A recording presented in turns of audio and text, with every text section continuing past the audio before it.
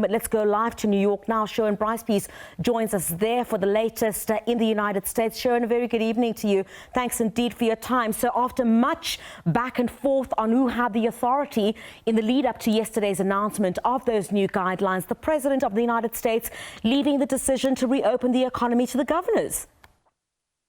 A retreat from President Trump, Griselda, who knew, and I think really does speak to the real concern around the economic carnage we are seeing in the United States. There will be similar iterations of economic difficulties in countries around the world, including South Africa. But as you saw in that piece, some 22 million people have lost their jobs in just the last month.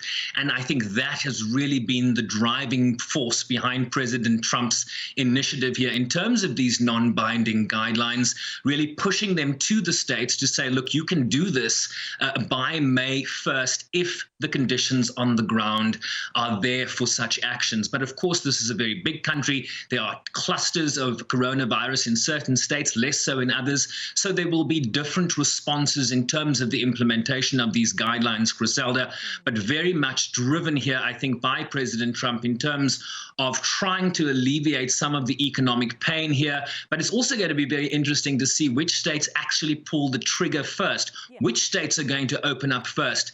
That certainly remains a big question that confronts us still today.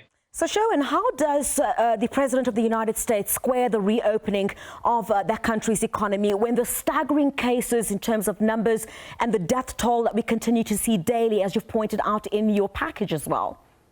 Yeah, you just updated us on South Africa's numbers. I'll update you on the USA. 33,000 deaths in the United States, some 680,000 cases in just the last 24 hours, over 2,000 dead. So it's very much still a big concern here, the number of fatalities we are seeing on a daily basis. And it does beg the question, why are you wanting to reopen the economy when you are still seeing such staggering numbers?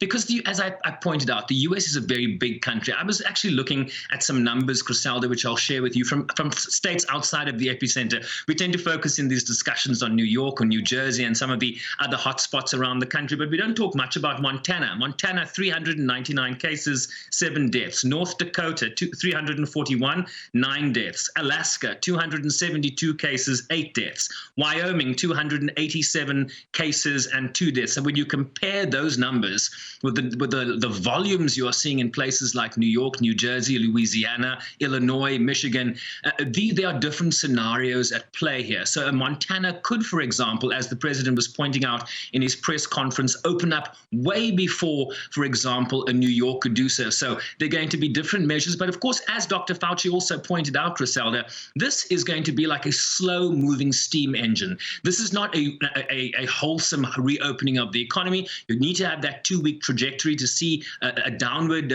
trajectory in terms of the number of cases and deaths. And then when you reopen, if you then see a resurgence, you can then put that steam engine in reverse. You can move back into the pre-phase 1 space where you have the social distancing and the current restrictions we have now. And until you then see that trajectory continue in the different phases, so then you move from phase 1 to phase 2 to phase 3. So it's a very staggered approach here. But as experts have called it, it is a big medical and social experiment that the United States is now embarking on. And Sharon, no matter how that pans out, one of the critical issues is going to be testing. And exactly how critical is this, do you think, going to be in returning, countries, not just the United States, back to some form of normalcy? Yeah, that's the big question, Griselda. It's certainly looking like it's now the new frontier between the federal government and the states. If states consider reopening, the big question is what sort of capacity do you have to track the number of cases that are still spiraling in your state, and to what level of capacity do states have in terms of tracing those contacts? Remember, when you're infected and you come into contact with people, you need to have capacity on the ground to follow those contacts through in terms of quarantine. And so for companies, for example, companies are going to have to make decisions about whether they have capacity to test employees who are coming back to workplaces, to business premises. So there's a big fight currently between the states and the federal government. States have made it clear they do not have the capacity for mass testing, but it's also seen as critical if you want to return economies to normal in terms of people socializing, in terms of people people entering sports stadiums, do you know who's infected or not? It's a very simple question. And the answer right now is the United States does not have the capacity to do broad-based testing that could preface the reopening en masse of economies like the economy here in New York. Yeah. Sure, and I mean, has there been any reaction to the news out of China earlier today, particularly, I think, from the United Nations after Beijing, revised higher the death toll in Wuhan by 50%, taking the official death toll countrywide to almost 3,900. I know there was a lot that was said on that pertaining to that revised number. Yeah, Griselda, it's going to feed into the narrative you're hearing from the Republican Party, from the White House about the culpability of the World Health Organization in what they call a cover-up in terms of misinformation coming out of China. And of course, this revision of the numbers upwards 50% more in Wuhan certainly is going to speak to that narrative. We haven't heard from the president today in his daily press conference. That's coming later. I imagine he will speak to that. We did pose this to the Secretary General spokesperson in the virtual briefing they do daily here.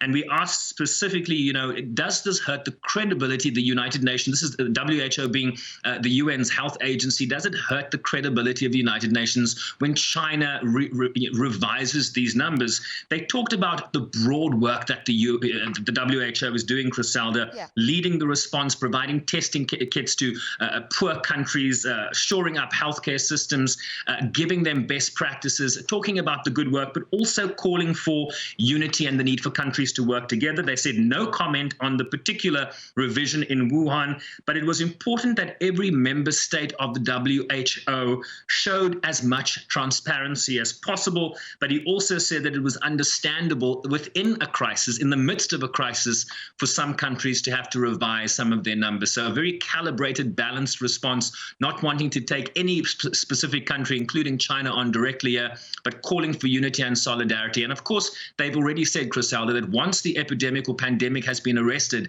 they will certainly look at some investigation and review of how this process unfolded.